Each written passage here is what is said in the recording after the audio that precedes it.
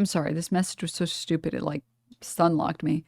It's Slay Queen. It's always funny to me how you guys use the freedom of democracy to advocate for a system where you would be shot in the head for doing political content against the hegemony. Advocating for a system that doesn't black bag people and send them to El Salvador is for the hegemony. What the fuck are you talking about, dude? We already live in this world. We already live in the world where if cops think you're guilty, they'll just fucking kill you and then say, oh, we were afraid. We already live in the world where you can be a legal resident with a green card and then they can fucking deport you and say, sorry, what you were saying was against U.S. Foreign interests. You seem fine. So no response. No argument. Nothing to say.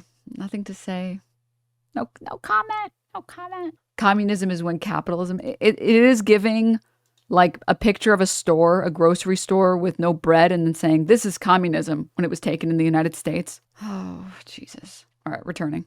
Was heard. There has been a complete blackout in the city, and people have also voluntarily switched off their own battery-operated electrical systems. So there is complete dark in the city, and one can hear sounds of explosions intermittently coming in from different places, but it's an evolving situation. There is still no word from the officials. So no exact idea that where are these explosions taking place and what infrastructure, what buildings or what places are being hit. Mr. Chaudhry, there have been decades of simmering tensions between India and Pakistan, which sometimes boil over.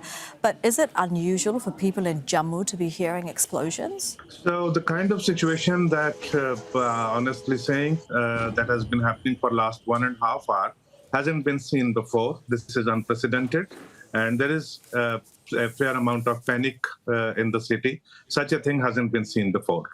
And so given that, I mean, you're telling us that people are panicked. Tell us more broadly about how people are feeling there, about the tensions, and also if they support the Indian government's actions. Yeah, so Jammu is part of the state of Jammu and Kashmir, and Jammu city is not very far from the international border with Pakistan. So the vulnerability factor of vulnerability is already there.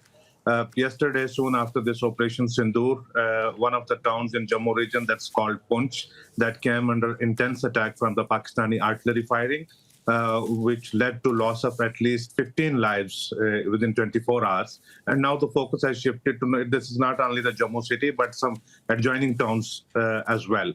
So, how do I deal with the rise of global fascism? It's so tiring. Getting involved and not giving up. I'm not even joking when I say that the best thing you can do against fascism is not adopt doomer politics, because that's what they want.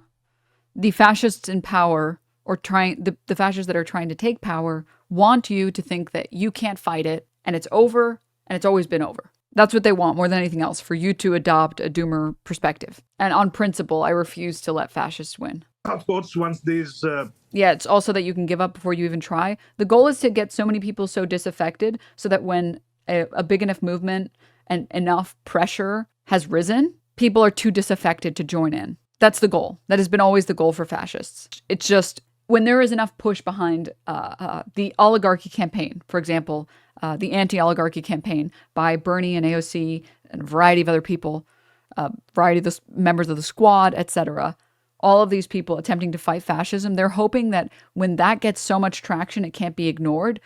Most people are too disaffected that they say, I don't care, the country's shit anyways, instead of joining in. By the way, a little bit of good news on that front. Rumeysa Ozturk, sorry about my mispronunciation, was ordered, sorry, let me pull this up. No, this fucking article. Sorry, someone linked this as well and I wanted to talk about it. I think it's in here somewhere. No, Marianne, I know you linked it, but I can't fucking find it. Here we go.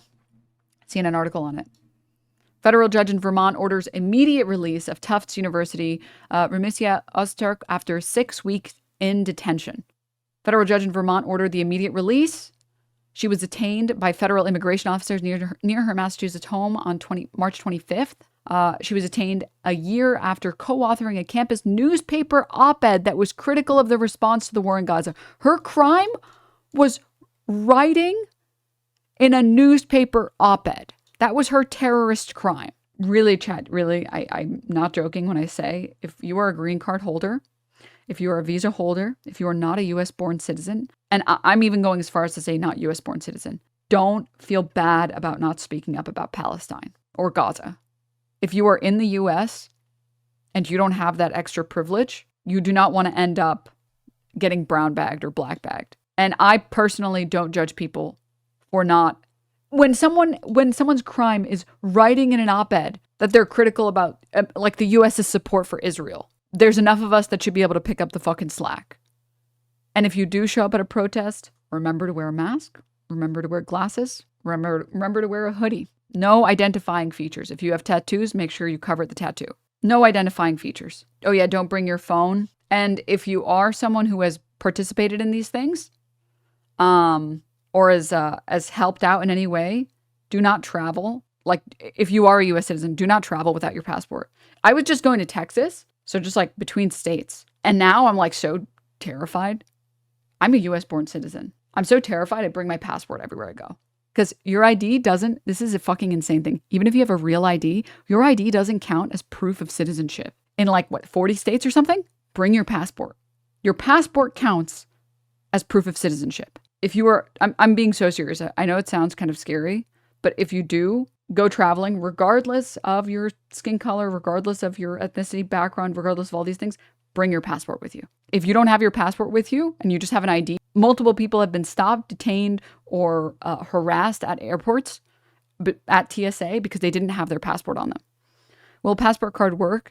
I think a passport card still counts as citizenship, as proof of citizenship. And like, that's why this chatter, it's like, what the fuck? Are you an idiot? Like, you're advocating for a system where this is happening. It's like, no, I'm actively advocating against this fucking system. If you're a citizen going to another country, is it better to bring a burner phone with you or something so you have no organizing activity on it? I'm not the best person to ask about that. But what I will say is, if you do travel with your phone, make sure you have a passcode on it. Make sure it's a difficult passcode. If you need your phone and getting a burner is too hard, make sure you have as little information as possible on it. Don't put fingerprints, don't put Face ID, put an annoying ass passcode on there, because if they can't get into your phone, they can't get into your phone. EU is currently recommending traveling with a burner to the US. That's fucking crazy. A Canadian woman wasn't let into the US because she used a burner. That's fucking crazy. American flag lock screen. I'm not joking, dude. These hogs are so fucking stupid. I know I've made memes about it and whatever, but like, I'm really serious when I say it's not a bad idea to have like a hat in your car that says like Blue Lives Matter. I know it's like, I feel like I'm in an SNL skit right now. I am not joking. Toss the Punisher logo on your phone case, good to go. My head would explode if I did that. Yeah, all right. But she spent the last 6 weeks in a Louisiana immigration detention center. Ozturk, who has not been charged with any crime, was accused by the Trump administration of participating in activities in support of Hamas. Neither the administration nor attorneys for the Department of Justice presented any evidence of her alleged activities in court. It's fucking crazy, dude. I look chud-coated in general, aside from my nails. Yeah. I'm sad I didn't get to visit America before it went to shit. You have a lot of beautiful nature.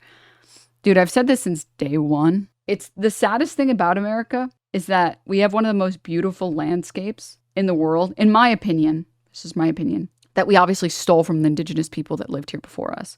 But we have such a variety of biomes. Like, the US has such gorgeous, beautiful fucking mountains, such amazing hills, beautiful plains, like some of the most beautiful national parks, like the Grand Canyon, Yellowstone Park, like so even the deserts in the US are beautiful. The Pacific Northwest is beautiful. There's so many areas, and we fucking ruin it with these ugly fucking stroads and these ugly fucking cars and a million fucking gas stations, and we turn these beautiful landscapes into fucking shit shows, dude. Biodiversity is a word you're looking for? Yeah.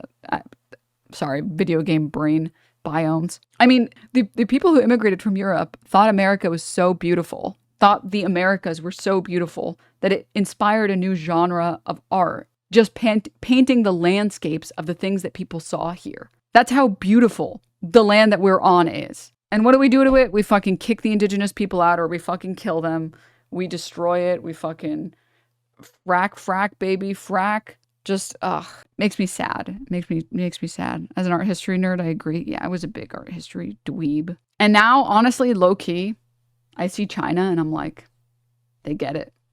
They fucking get it. They have managed to make beautiful cities without destroying their fucking country. Why? Because there aren't fucking stroads on every goddamn street. If you haven't recommended reading Braiding Sweetgrass so much, I think it would resonate with you so hard. Wait, let me see this. I don't think I've heard of it before. Emphasizing reciprocity, indigenous wisdom, and the importance of viewing land as a teacher and provider. Yeah, it's great. Oh, okay, I'm going to read it. I will put it on my reading list. Hello. And then we have these people that these fucking idiots that roam the fucking earth. Sorry, someone in chat just told me that he had an Instagram story out. By the way, can we all just like recognize the fact that like the guy who cares so much about not utilizing rape and believing women and not being a total piece of shit, first of all, is on record saying that some of the most misogynistic shit, not about me, about other women. Some of the most misogynistic shit I've ever seen, and he's hurled it at other women, and clearly doesn't use rapes to benefit or help the victims. He uses it to make fun of people he doesn't like. Like, what is... Sorry, I guess some of the posts got deleted because they're so old. Scumbag Hassan meme is booming. I was raped, they were raped. Is there someone you forgot to ask? October 7th, rape denial. Rapes didn't happen. And then, don't laugh. Guys, don't laugh. The subreddit is going to find a way to show that laughing about this is anti-Semitic and ableist at the same time. Oh my god, dude. The least threatening thing I've ever seen in my life. I've met kids that were more threatening than this. I have to save this. I have to save this. Oh my god. Save. This is so beautiful. Oh my god, dude. Dude, his, because he hasn't worked a job in like ages and his fucking employees do all the work for him, his hands are so like soft and manicured that he looks like the meme of like, my hands look like this so hers can look like this, and his are the after. They look so soft and dainty. It's like, this is not threatening, dude. Oh my god. I love the mewing. This, by the way, is the same problem with like AB. We're like, dude, AB, you're too much of a pretty boy to be threatening. I'm sorry. I'm sorry. Like I'm why does he hold it with two hands? I don't know. Don't call Ethan a pretty boy. No, Ethan is not a pretty boy. I said AB. AB is like, he did a whole video on like Bana Banata and some other people, and he just didn't come off as very threatening in my humble opinion, because he's just too much of a pretty boy. He's just so cute, you know? And in a similar vein, Ethan is just not very threatening. He's just not. It's just, God, thank you, Ethan Klein. You are my best friend. Thank you. Homie's really weaponizing Grape just to be right, even though he's wrong. I mean, I can't get over like the most offensive, like literally the most offensive thing about him bringing up rapes by or towards the hostages or on October 7th is the fact that he can't even be fucked to actually hear what the women are saying. He doesn't even care. It's just a tool for him. The fact that he claimed that woman was raped continually for 50 days, that is a direct quote from Ethan Klein. If you don't believe me, it's in my video that he refuses to watch. Meanwhile, she didn't say that. She said she witnessed other women telling her that they were assaulted. And what does he say? She was continually raped for 50 days. You're not even listening to the victim. Like, this victim that you're parading around for your fucking e-fight, you don't even care to listen to her. Oh my God. Like, what the fuck is wrong with you? It's kind of gross. It's a little gross for me.